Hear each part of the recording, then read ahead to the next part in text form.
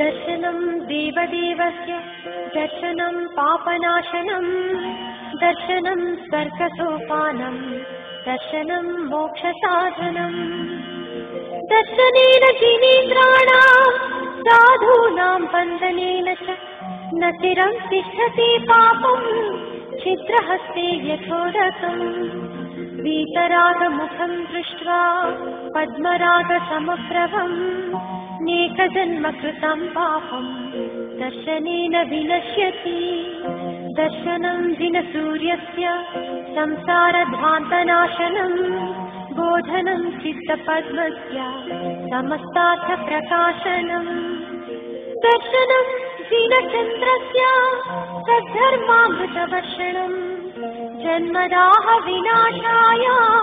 वर्धनं सुखवारिदे देवादितत्त्वप्रतिदर्शकाय सम्यक्त्वमुख्याष्टगुणाश्रयाय प्रशान्तरूपाय दिगम्बराय देवादिदेवाय नमो जिनाय चिदानन्देकरूपाय जिनाय परमात्मने परमात्मप्रकाशाय नित्यं शुद्धात्मने नमः अनन्तानन्तसंसारा